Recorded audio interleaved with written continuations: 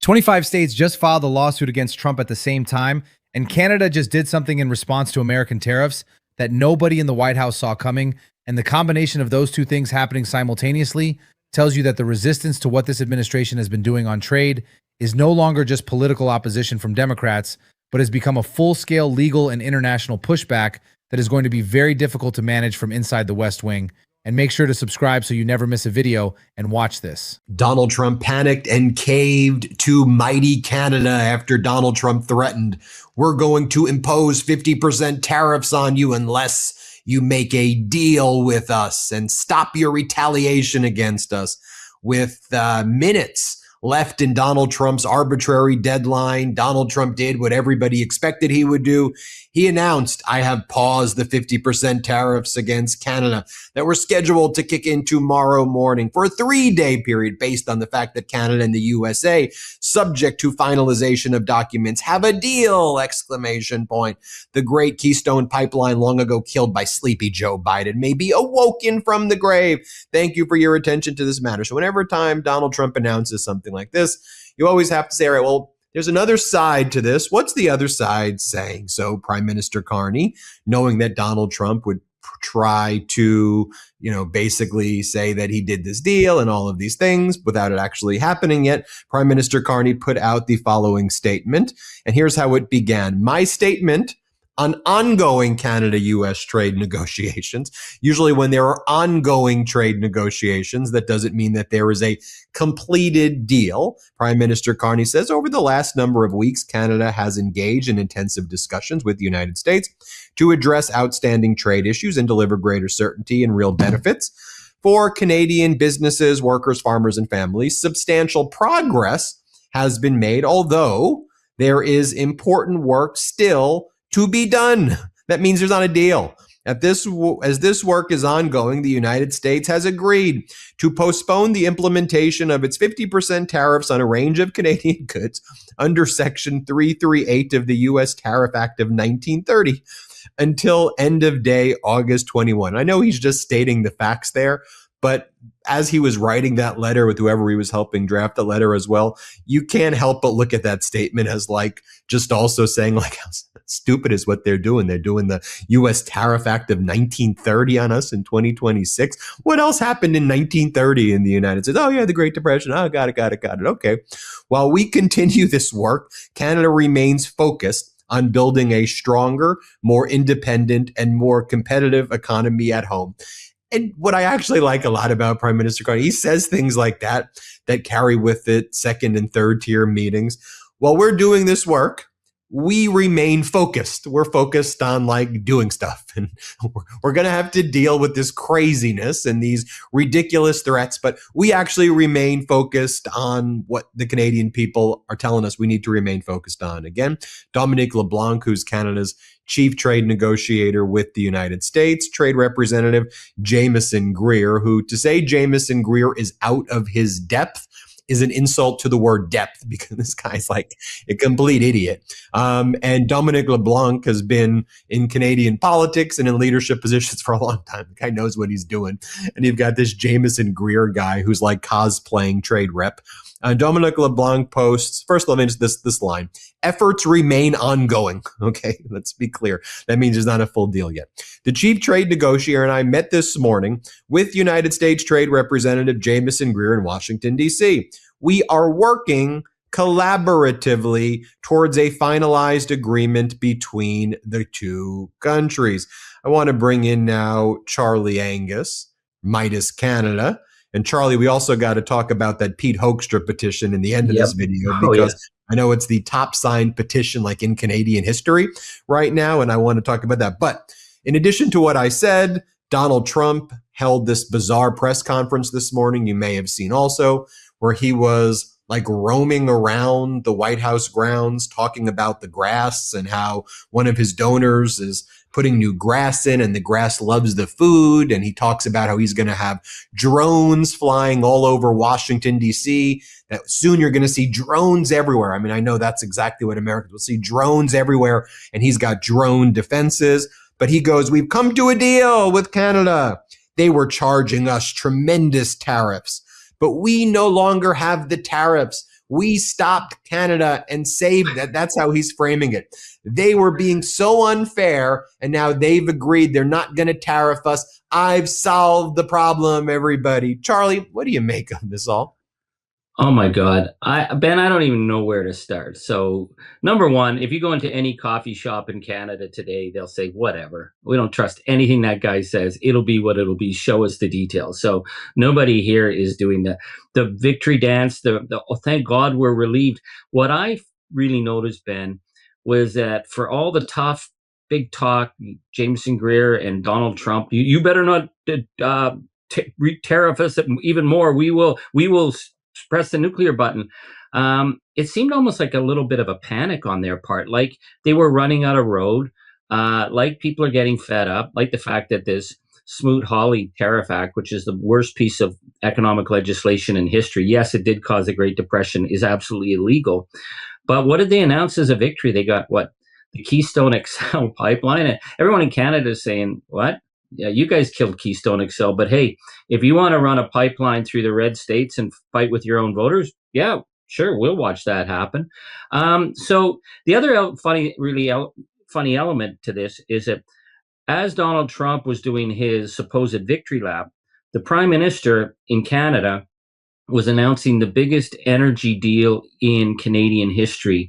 It is a clean energy deal at Churchill Falls, the equivalent of 18 Hoover dams, massive investments. It's bringing Quebec on side, bringing the Innu First Nation people on side with wind energy, federal government. And they said, well, what about Trump? And he goes, well, I'll explain it to the president as well. I'm sure the president's going to want to know. He was like, whatever, this is just another day. So we'll see what's in the details. But so far, what we're seeing, I don't see that Donald Trump has crushed little Canada here. I see that he's running around making claims that really people here are saying, what are you talking about? Yeah, and follows the same pattern, threatening the huge number right before the deadline. We did a deal. Yeah, we did yeah, a deal. yeah. You look at the other side statement. The other side, in this case, Canada says, we've had productive conversations, whether that's even true or not, who knows, but you say it, and efforts are ongoing. And, it's just a bizarre thing to watch somebody who lies everything he says, every sound, syllable, utterance.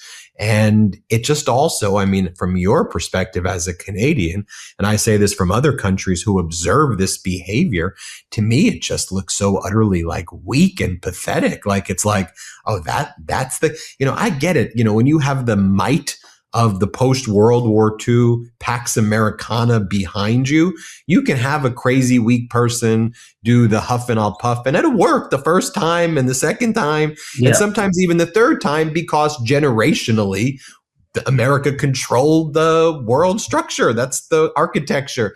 But now it's like it's sad to me as an American, frankly, to see like this is what we are. This is how weak we are. It's what's the perspective in Canada?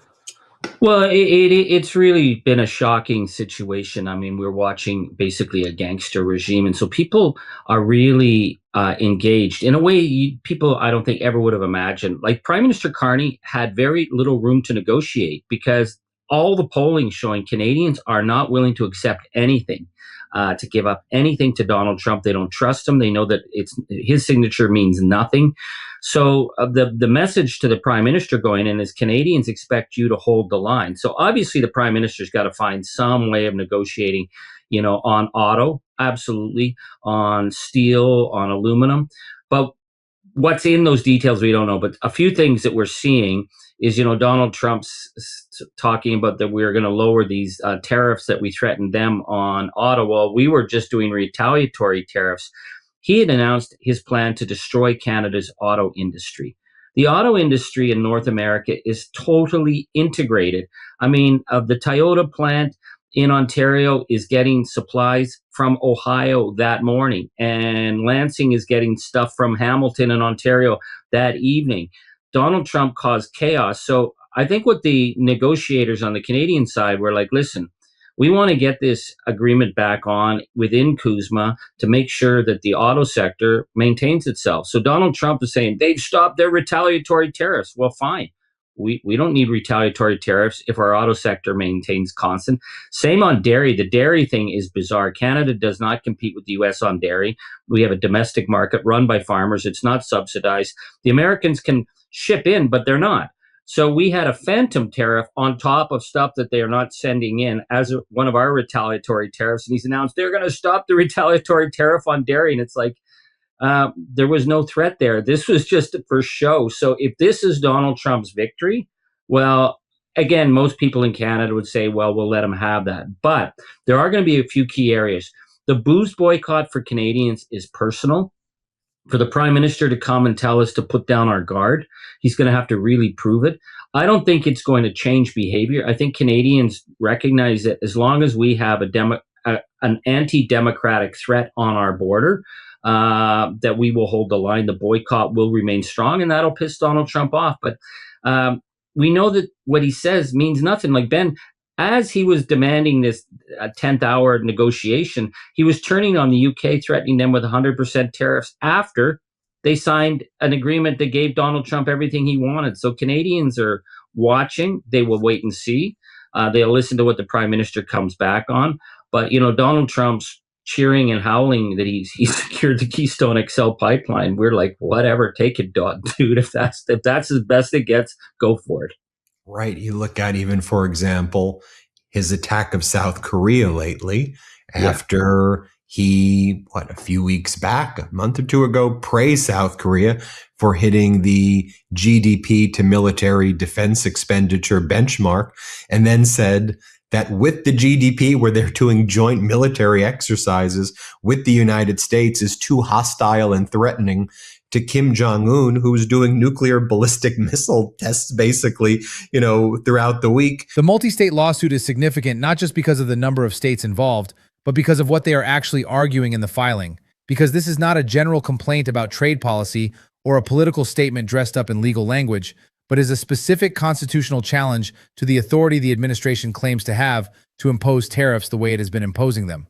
And the argument the states are making is the same argument that the Supreme Court has already shown it takes seriously, which is that the laws the administration is relying on to justify these tariffs were never designed to give a president the kind of sweeping unilateral taxing power that is being exercised here. And when 25 state attorneys general sign their names to that argument and file it in federal court, it becomes something the administration has to defend against in a legal forum where the rules of evidence apply and where you cannot just post something on social media and move on. The states filing the lawsuit include both large and small states, both coastal and interior states, and both states with heavily Democratic electorates and states that are more politically mixed. And that geographic and political diversity matters because it makes it much harder to dismiss the lawsuit as a partisan political maneuver and much easier for courts to treat it as a genuine legal challenge from a broad cross-section of American governing institutions that are pushing back on what they see as an unconstitutional overreach of executive power. And the legal teams assembled by these 25 state attorneys general are serious, experienced litigators who have been building this case carefully and who believe they have a strong argument that is going to be difficult for the administration to counter in ways that survive appellate review.